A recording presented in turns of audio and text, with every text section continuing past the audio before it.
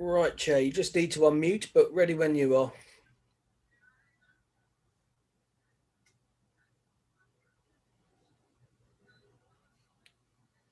Chair, you just need to unmute.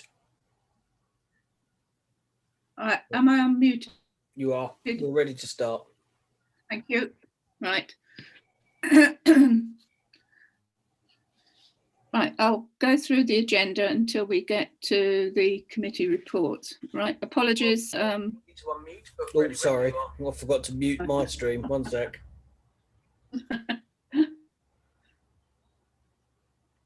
There we go. Right, thank you. I presume there are no apologies.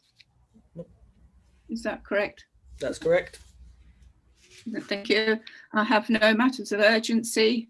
Are there any declarations of interest from councillors? No, Chair. Right. Thank you. And none from myself. We do not have any members of the public present.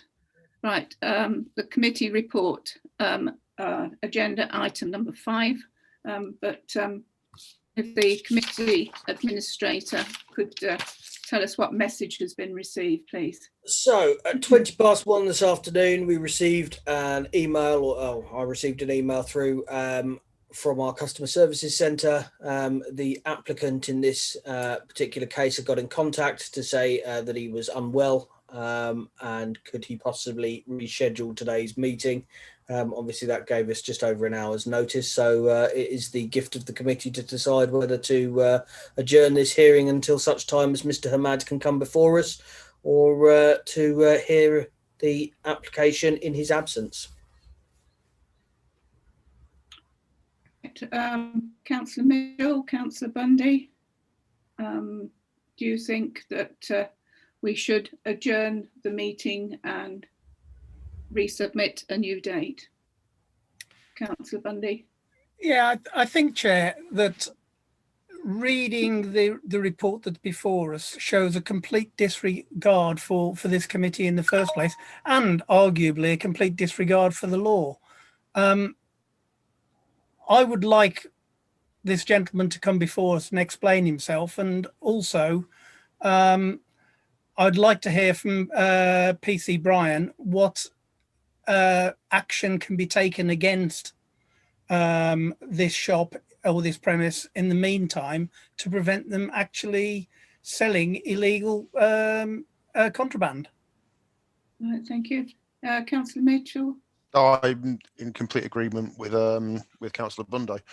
I would be happy to go ahead and hear this without them being here to explain themselves, but I feel it would be pertinent to have them here to explain themselves, because as Councillor Bundy has also said, there is a complete lack of respect for the licensing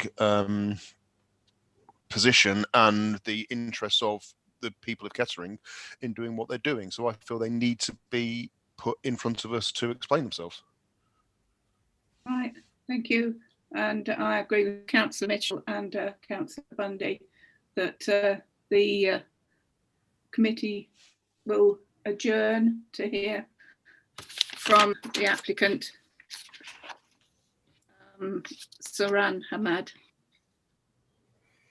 at a later date, to be arranged by Mr. Howell, Health Services Manager.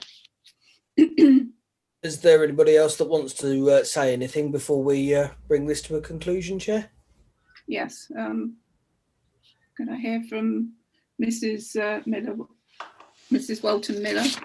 You agreed to defer this matter, adjourn it, and PC Brian and Mr. Ham.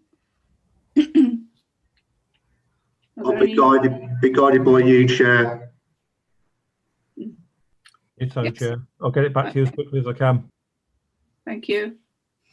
Yes, it would be sensible in the circumstances. I do agree that this should be a hearing where the applicant is actually given the opportunity to attend, to make, well, to be asked questions, really. Yes. Right, thank you. Right, I believe though that there was a question for PC Brian from Councillor Bundy. Yeah, I just asked, Chair, what actions can be taken against a premise that continues to sell illicit tobacco and alcohol when they haven't got a license, and they're not even coming before us to actually apply for it.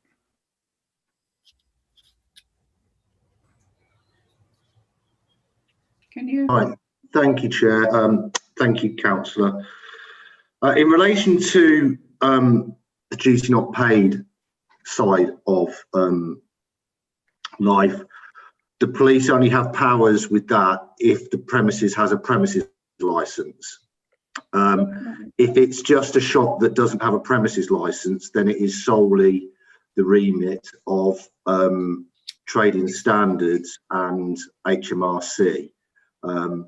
Clearly, with the previous hearing of Alma, they had a premises licence, so my powers to go in and seize and look at the smuggled goods side of life were there because they had a premises licence, and the licensing act gave me powers. This is slightly different because currently the store doesn't have a premises licence, but the new applicant was applying for a premises licence there. Obviously you've read the papers, so I'm not telling anything that isn't you're aware of. Because of what we've found in there, we can use that as an objection. Does that make sense? I'm trying not to go into the hearing if that if that helps. Yeah. Yes. Right. Yes. Thank you, PC Brian, for that. Through you, Chair. Yeah, I do. Yes. It just sounds like if somebody hasn't got a license, they can get away with murder. They can sell obviously illegal tobacco and alcohol. Right, I think then we'll close the meeting and adjourn it to a more convenient date for Mr. Hamad, Saran Hamad, and obviously await the new date. Okay, leave it with me, Chair.